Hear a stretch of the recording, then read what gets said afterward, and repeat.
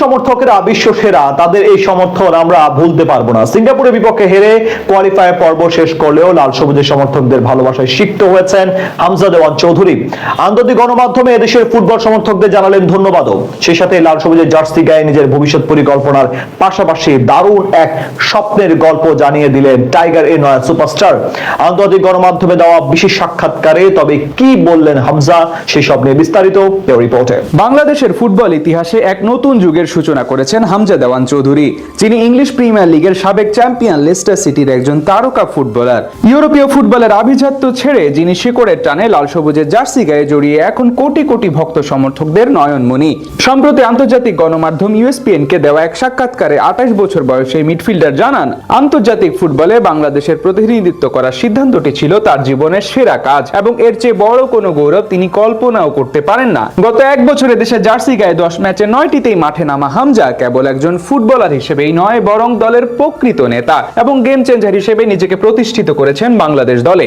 ভারতের বিপক্ষে দীর্ঘ 22 বছর পর ঐতিহাসিক জয় ছিনিয়ে আনা এবং ব্যক্তিগতভাবে 4টি গুরুত্বপূর্ণ গোল করার কৃতিত্ব অর্জনের মাধ্যমে তিনি প্রমাণ করেছেন যে ইউরোপীয় ফুটবলের অভিজ্ঞতা ও মান কিভাবে একটি দলের চেহারাই বদলে দিতে পারে। যদিও সাক্ষাৎকার চলাকালীন সময়ে এশিয়ান কাপের মূল পর্বে সরাসরি কোয়ালিফাই করতে না পারার অব্যক্ত আক্ষেপ হামজার কণ্ঠে ফুটে উঠেছে, তবে তিনি দৃঢ়ভাবে বিশ্বাস করেন যে সিঙ্গাপুর, ভারত ও হংকং এর মতো ফিফা র্যাঙ্কিং এর যোজন যোজন ব্যবধানে এগিয়ে থাকা শক্তিশালী প্রতিপক্ষের বিরুদ্ধে বাংলাদেশের লড়াকু মনোভাব আগামীতে সাফল্যের মজবুত ভিত্তি হিসেবে কাজ করবে।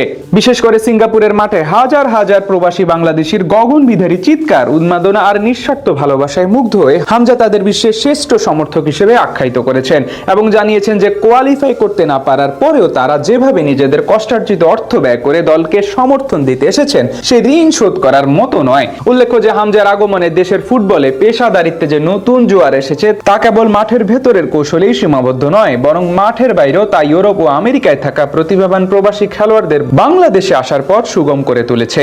সাক্ষাৎকারে হামজা আরো জানান যে এখন তার প্রধান লক্ষ্য হলো আগামী সেপ্টেম্বরে সাব চ্যাম্পিয়নশিপের শিরোপা জয়, আর এই জয় দিয়ে দেশকে বহুল প্রতীক্ষিত ট্রফিটা উপহার দিতে চান এবং 2026 সালের এশিয়া কাপের মূল পর্বে বাংলাদেশকে তার নিয়ে যাওয়াই এখন প্রধান লক্ষ্য।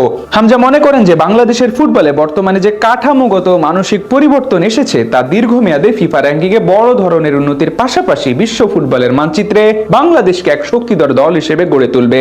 দেশের ফুটবলে হামজার এই অদম্য যাত্রা কেবল একজন ফুটবলারের ব্যক্তিগত নয়, বরং এটি 16 কোটি মানুষের লাল সবুজের স্বপ্নকে বাস্তবে ছুঁয়ে দেখার এক অনন্য মহাকাব্য, যা ফুটবলের প্রতি দেশের মানুষের চিরন্তন আবেগ আর ভালোবাসাকে এক অনন্য উচ্চতায় নিয়ে গেছে।